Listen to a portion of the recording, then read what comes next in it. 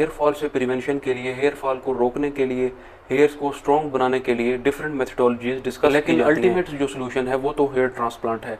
लेकिन कोशिश ये की जाती है कि जितना हेयर फॉल को रोका जाए या जितना हेयर ट्रांसप्लांट को डिले किया जाए तो उतना ही बेहतर समझा जाता है। तो हेयर्स को बचाने के लिए डिफरेंट मेथड्स भी डिस्कस किए जाते हैं। हेयर फॉल की जो सबसे बड़ी रीज़न है वो है जेनेटिक प्री डिपोजिशन, वो हैं genetic reasons. M shape male pattern जो हेयर लॉस है वो ज़्यादा देखा गया है।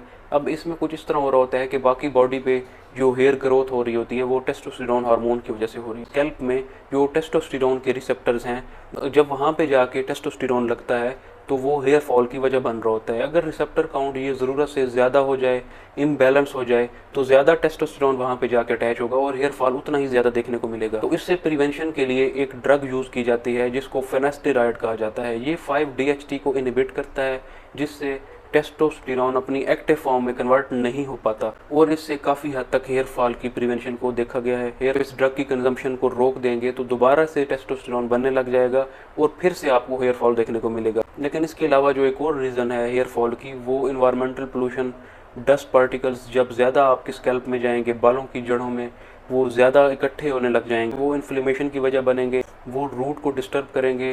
हेयर्स तक जो न्यूट्रिशन पहुंच रही थी उसकी वजह से वो मुतासर होने लग जाएगी, हेयर्स डैमेज होने लग जाएंगे। तो इसकी प्रिवेंशन के लिए आपने हेड को कवर रखना है, पोल्यूशन से बचाना है, आपने हेयर को वॉश करने के लिए हेयर ड्रायर को हाई टेम्परेचर पे यूज़ कर रहे थे तो वो भी हेयर फॉल की वजह बन रहा होता है, वो हेयर्स को वीक कर देता है।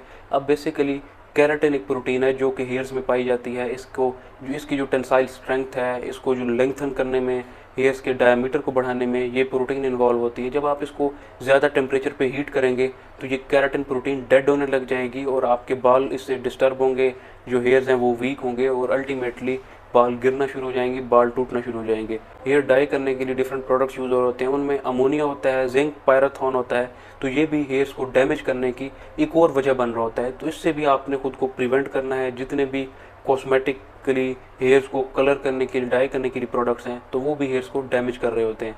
अब नेक्स्ट नंबर पे जो सोल्यूशन यूज़ किया जाता है इन सब प्रॉब्लम से बचने के लिए, एक जो सोल्यूशन यूज़ किया जाता है जिसमें हेयर्स की तरफ ब्लड सप्लाई को इम्प्रूव किया जाता है, तो उसके लिए मिनॉक्सिडिल 5% स्प्रे यूज़ किया जाता है। काम ये है कि जब आप हेयर्स में इसको अप्लाई करेंगे तो ये उस एरिया में ब्लड फ्लो को प्रमोट कर देगा। ब्लड फ्लो जब प्रमोट होगा तो वो हेयर्स को न्यूट्रिशन ज़्यादा मिलेगी जिसकी वजह से हेयर स्ट्रॉन्ग होंगे। एक और स्प्रे जिसको प्रोकैप्रिल कहा जाता है, ये प्लांट एक्सट्रैक्ट है।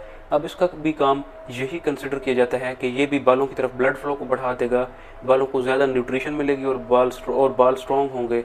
इस नंबर पे आ जाती है पीआरपी, जिसमें पेशेंट की वेन से ब्लड निकाल के उसको सेंट्रीफ्यूज किया जाता है और उसमें प्लेटलेट रिच प्लाज्मा को निकाल कर हेयर में वो इंजेक्ट किया जाता है। इन प्लेटलेट्स के वहाँ पे इंजेक्ट करने के बाद भी हेयर ग्रोथ उस एरिया में इंप्रूव होते हुए रिसर्चेस ट्रायल्स के साथ देखा गया है। कुछ ऐसे प्रोसीजर्स हैं, अकॉर्डिंग टू नीड ये प्रोसीजर्स आप यूज़ करें और हेयर्स को आप इस तरह प्रिवेंट कर सकते हैं।